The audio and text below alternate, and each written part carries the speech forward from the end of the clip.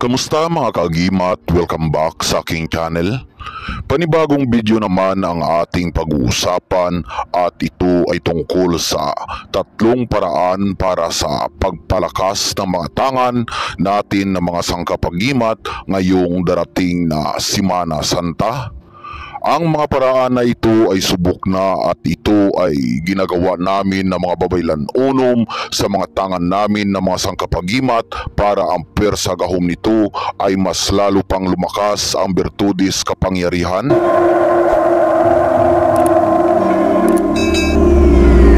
Agimat 13 GM Babaylan 1.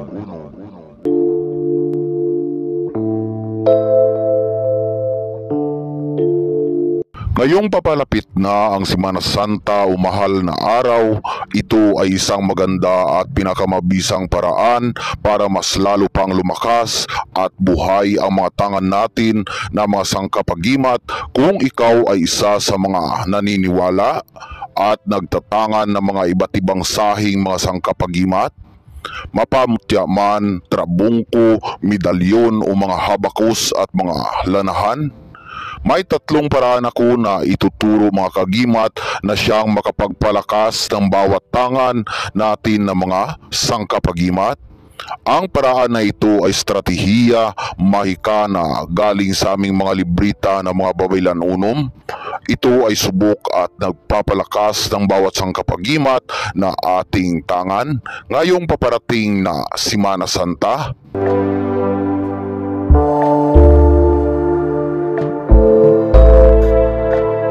Ang unang paraan sa pagpalakas ng ating mga sangkapag-agimat na tangan ngayong Semana Santa o mahal na araw ay ang sa paraan sa paggawa ng paghalad o pag-alay. Ang paghalad o pag-alay ay sumisimbolo ito na binigyan natin ng halaga, respeto at pasasalamat ang mga nakagabay sa bawat agimat na ating tinatangan. Ang bawat sangkapag-agimat ay mayroong mga gabay na mismong nasa loob ng aura ng mga sangkapag-agimat na ating tinatangan. Kaya kung magsagawa ng paghalad o pag-alay, ito ay lubos nilang pinasasalamatan. At sa paraan na yan sila ay mas lalo pang maging maamo at palakasin pa ang kapangyarihan ng agimat mong mga tangan.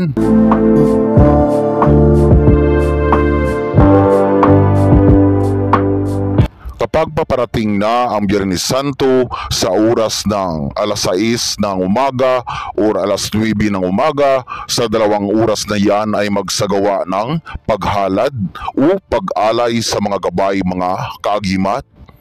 Pumili lang sa 2 oras na yan mga kaagimat kung alin sa 2 na yan magumpisa sa paghanda ng paghalad. Sa pagsagawa ng paghalad ay ang unang gagawin mga kaagimat ay iplastar muna ang mga sangkapag-agimat o lahat ng mga tangan natin na mga sangkapag-agimat. Ilagay ito sa ibabaw ng misa mga kaagimat.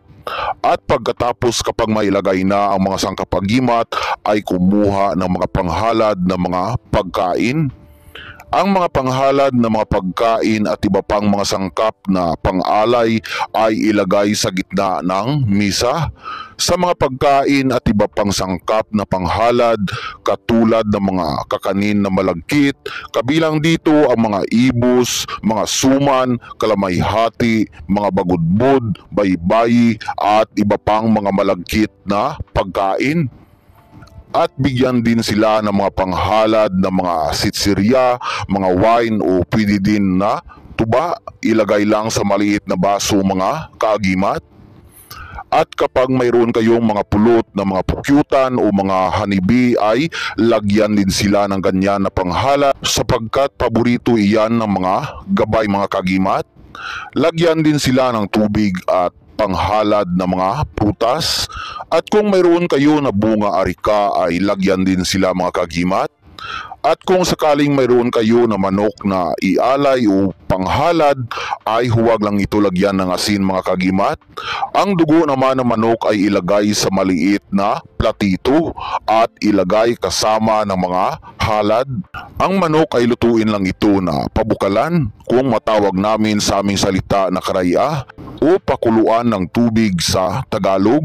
At kunin ng kanyang balahibo at huwag itapon basta-basta ang balahibo ng manok na panghalad. Ilagay ito sa plastik at ilibing sa lupa mga kagimat.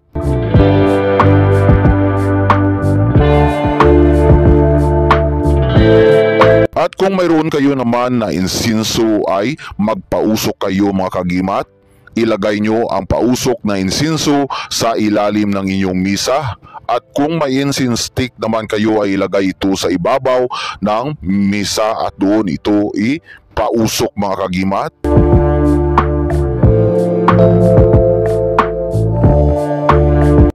Ang ikalawang paraan naman na gagawin para sa pagpalakas ng ating mga sangkapagimat ngayong Semana Santa o mahal na araw ay ang pagsambit ng mga ritual, mga panalangin at mga paghiling at pasasalamat sa makapangyarihang Diyos may likha ng lahat. At pasasalamat sa mga instrumentong gabay at kanilang mga bugnang mga sangkapagimat. Pagkatapos ng maplastar ang mga sangkapagimat na ating mga tangan at ang mga paghalad, ang susunod na gawin ay ang pagsagawa ng mga ritual. Ang unang ritual ay sambitin ang In nomine Patri et Filii et Spiritus Sancti. Sambitin yan ng isang beses mga kagimat. Kung mayroon kayong ritual na tinatawag na Credo Inonum Deum sa Latin na salita, pero kung sa aming salita na karayaan ng mga babaylan unom ay matawag namin ito na nagatu ako sa Diyos nga Amay nga makagagahom sang tanan. At kung sa Ingles matawag na I believe in one God, our Father Almighty.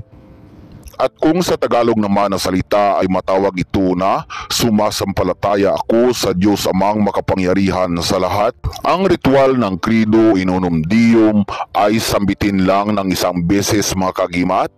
Sa mga nagtatanong naman kung sakaling hindi mo maalam ang pagsambit ng mga ritual ng Latin na salita ay pwede ba kayang Tagalog or English ang gagamitin sa pagbigkas ng ritual ng Credo Inonum Deum?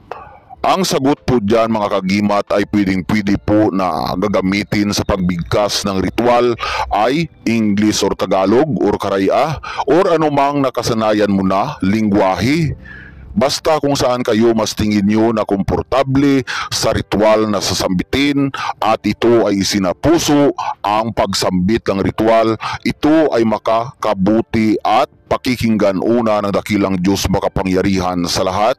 Ang ikalawa na gagawin kapag matapos masambit ang ritual ng Credo Inonum Deum ay isunod na sasambitin ang Anima Christi na ritual mga kagimat. Sambitin ito mga kagimat ng isang beses. At pagkatapos na gagawin kung may mga ritual din kayo na inyong pinakaingatan, mga sikrito nyong ritual ay sambitin nyo din yan mga kagimat para mas lalong magkabisa ang mahikang salita. At isunod ang pagsambit ng pasasalamat mga kagimat at ang panghuli ay ang pagsambit ng mga hiling.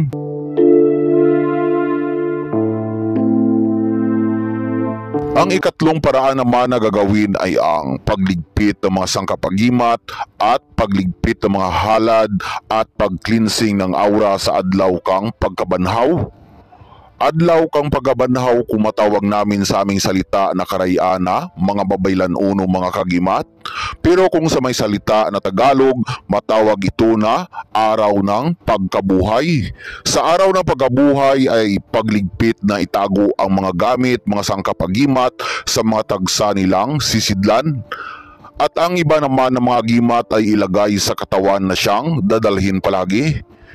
Ang sa pagligpit ng pagkain sa araw pa lang ng Sabado, kung makikita na ang ibang mga pagkain ay medyo nabubulok na, ay pwede na silang unang ligpitin mga kagimat.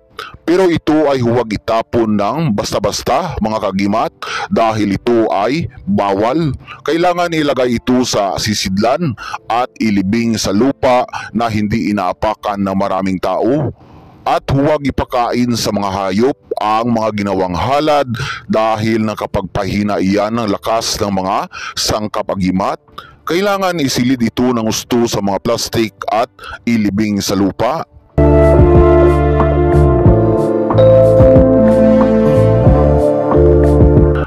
Sa pagdating sa araw ng linggo o pagkabanhaw, lahat ng mga halad ay iligpit, ilagay sa sisidlan at ilibing din sa lupa mga kagimat. Tungkol naman sa pagsagawa ng pag-cleansing ng aura, pang-recharge ng kapangyarihan, pang-recharge ng buong chakra, panglinis sa buong aura na ang lahat ng mga negatibong mahika ay malulusaw. Lahat ng mga itim na mahika na dumapo sa imong katawan ay malulusaw mga kagimat at bigyang lakas ang buong mong aura at mabuting kalusugan, mapalakas at mapatalas pa ang memorya at dumapo pa ang swerteng bugna. Sa araw ng pagkabanhaw, ang gagawin ay kumuha ng balde o di kaya ay labador, lagyan ito ng malinis na tubig mga kagimat. Ang susunod na gagawin ay magpabukal o magpakulo ng tubig, kumuha ng isang kutsara na asin at ilagay sa pinakulo na tubig, at kumuha din ng dahon ng laurel at isabay ilagay sa pinakulo na tubig na may asin. Pero kung wala naman kayong dahon ng laurel ay pwede din na asin na lang ang gagamitin mga kagimat. Pero ito ay kailangan pa rin na pakuluan hanggang 1 minuto. Pagkatapos ng mapakuluan ng 1 minuto ay kunin ang pinakuluan na may asin at dahon ng laurel at ilagay sa balde o labador na may lamang tubig mga kagimat. Pero bago ito ipaligo ay sasambitin muna ng 1 beses ang ritual ng Credo in Unum Deum at Anima Christi, at saka kung matapos na masambit ang ritual ay umihip ng 3 beses sa tubig ng pakrus, at ito ay pwede nang ipaligo ang tubig na pang-cleansing sa buong aura mga kagimat.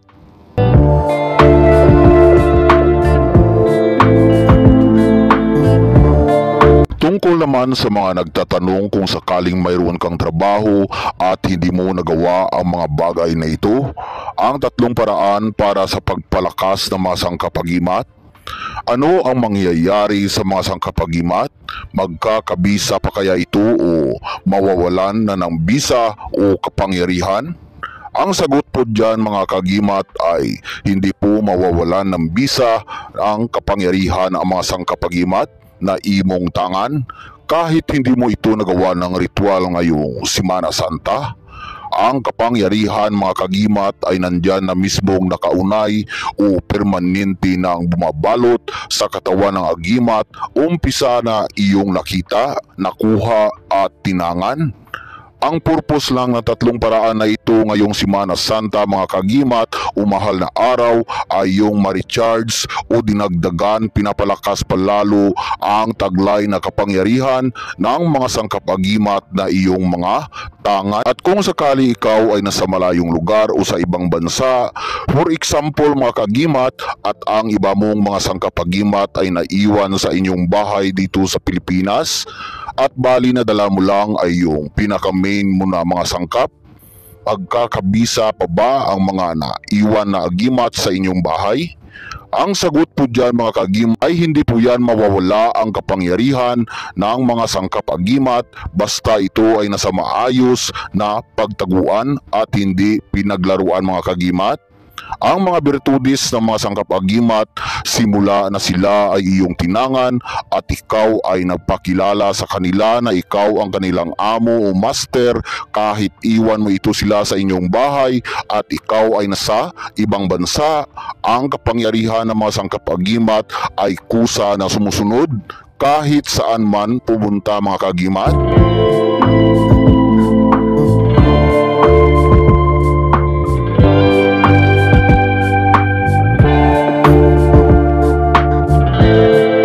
Ang tagsa nila mga gabay ay kusang sumusunod sa iyo at palagi lang sila nakagabay kung saan ka man naroroon.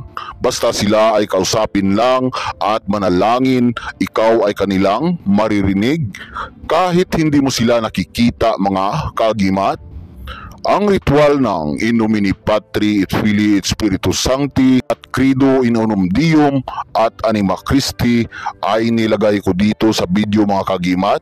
at pwede nyo yan na kopyahin mga kagimat. Pero kung gusto nyo naman na i-play lang ang pre-ritual na ako ang nagsasalita, ay ilagay ko ang link dito sa description sa video na to mga kagimat, at para masave nyo lang, at yan na lang ang inyong gagamitin na i-play kapag magsagawa ng ritual.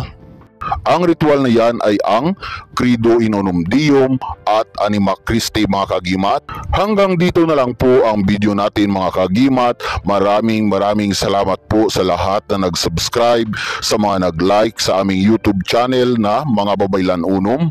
Maraming salamat po mga kagimat. Kag maayad-ayad nga Semana Santa sa inyo nga tanan.